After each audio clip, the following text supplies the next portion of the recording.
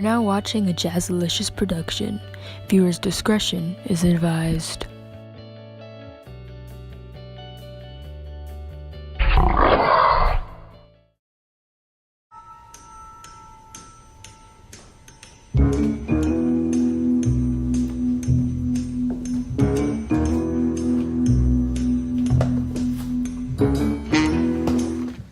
Cheese is one of the most stolen food items in the world, and if you're wondering why, it's probably largely due to the amount that it contains traces of morphine, a chemical found in heroin that can be traced back to the cow's liver. Maybe that's why it's almost as addictive as this episode. Yuck, yuck! Anyways, that's probably not the reason why, but I think we should find out. Is it time to break down some cheese?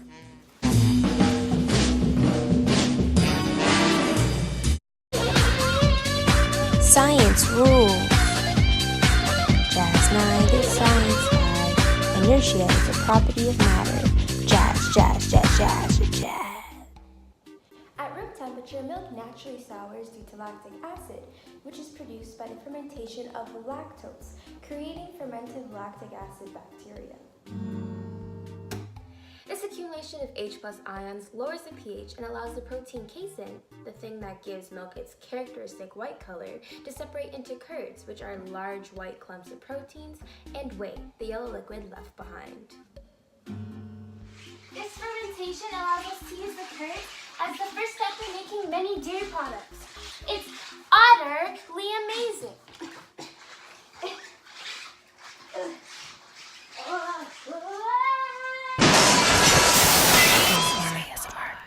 The microbes essential for dairy product manufacturing are separated into primary and secondary microflora. Primary, unripened microflora are the fermentive lactic acid bacteria that I mentioned earlier, which causes the milk to curdle. During dairy product production, milk is pasteurized, which means it is boiled to around 40 degrees Celsius to kill bacteria that causes dairy products to spoil.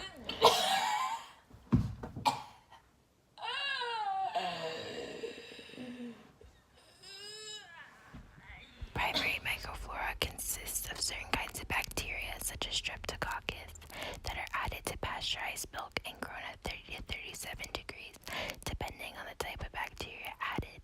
Secondary, ripened microflora includes several different yeasts and molds, which are only used for some types of cheeses. Various combinations of microflora ripens the cheese and determines the final texture and aroma of each type, as well as what kind of cheese you'll end up with. Cheese production occurs in 3 steps: curd formation, curd treatment, and curd ripening. I'm so glad you could come out tonight. It's no big deal. I was in the area. What did you need to tell me anyways? Man, I know this is gonna come off like really forward, but I just want to say that if I were a photographer, I could picture you and me together. That was cheesy. Really cheesy.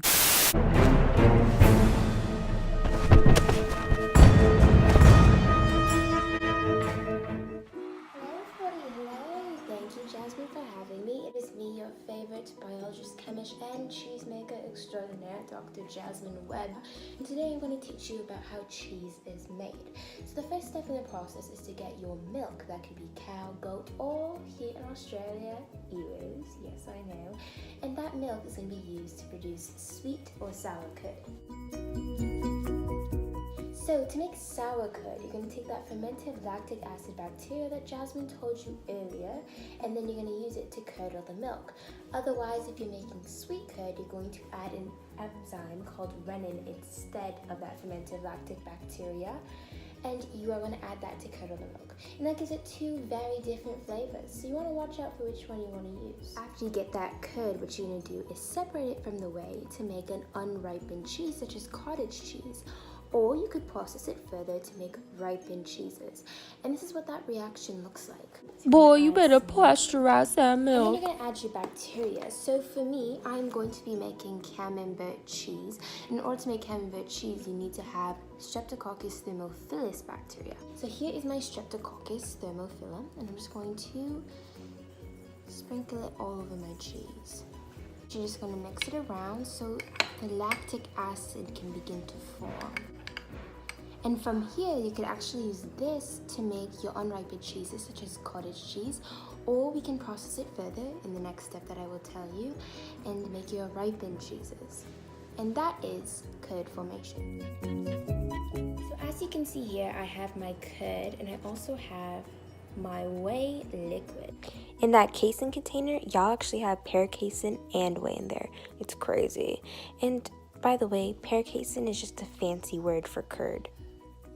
So you're just going to separate, you're going to separate your curd from your whey. So I'm just going to use my old Streptococcus thermophilus container and separate the whey into there. Then I'm going to condense my cheese. And if you do the dishes at home, you're just going to squeeze and get more liquid out as you go. Now you can actually take this curd that you separated earlier and add it to the fermented lactic acid bacteria that you already have prepared. And then this is where you can salt it, mold it, add different bacterias. This will allow the curd to begin to be treated and the cheese be prepared to be made. Oh my god, that looks delicious. Oh, sorry y'all. So yeah, it's Jazmine from the past, spooky, but Dr. Jazmine Webb over in Australia forgot to tell you guys all about the hard ripened and soft ripened cheeses. So that's what I'm here to do. Anyways, for hard ripened cheeses we all know and love like cheddar, curds are further compressed and required bacteria is added. However, it's no cow incidents that it tastes so good. Cheddar is wrapped in wax or plastic to prevent contamination and incubated to allow the bacteria to work. Although the bacteria aren't the ones to thank for cheddar's trademark orange color. Did you know that in the 1800s, cheesemakers added orange dye to cheddar to make it appear of higher quality? That must have been amazing to watch. As for soft ripened cheeses like brie, on the other hand, a microbe, usually mold, is added to the surface of the cheese, producing a protein digesting enzyme. This is often why you see skin on these kind of cheeses. This enzyme also breaks apart the curds and causes cheese to become creamy and spreadable. Now I'm going to take this cheese and plop it in the fridge for 2 to 5 weeks at a temperature of 4 to 5 degrees Celsius so this cheese can ripen and really prepare so it's ready to be consumed. All cheeses have different aging periods. Just like that, it's that simple. Now, while we're waiting 2 to 3 weeks for the cheese to cure, we should talk about some biochemical pathways that are involved in the process of cheese production. Little as many people know, it involves glycolysis and lactate fermentation. As enzymes break apart the glucose molecules found in lactase, a polysaccharide, 2 pyruvates are formed along with NADH and ATP, which can be used in the next processes of cellular respiration.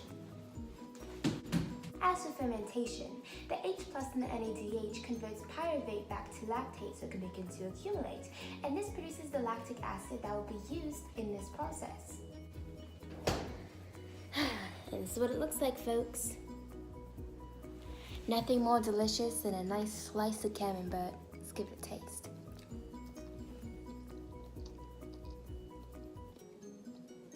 That was amazing.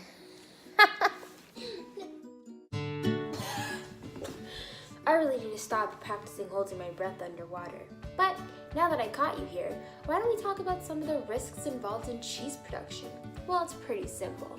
If the milk isn't properly pasteurized in the cheese production process, then there could be some bacteria left over.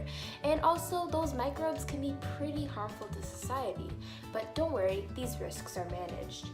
Thanks, Teddy, for reminding me. These risks are managed by all equipment being properly sterilized each and every time the procedure is occurring.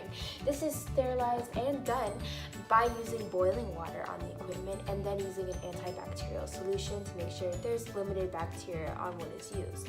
Also, milk is pasteurized to a temperature of 40 degrees Celsius, which increases the likelihood of all bacteria being removed.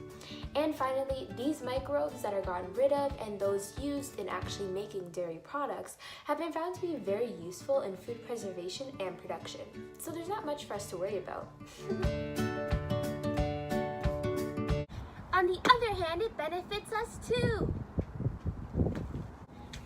Cheese is full of vitamins, minerals, fats, nutrients, and carbohydrates that are good for us to consume, humans and bacteria alike. It has a very long shelf life. Its reduced water content and acidic pH makes the bacteria very controlled, and therefore make it last longer than other dairy products. Also, it produces many jobs worldwide, especially right here in Ontario. Oh my God, what are you doing in there?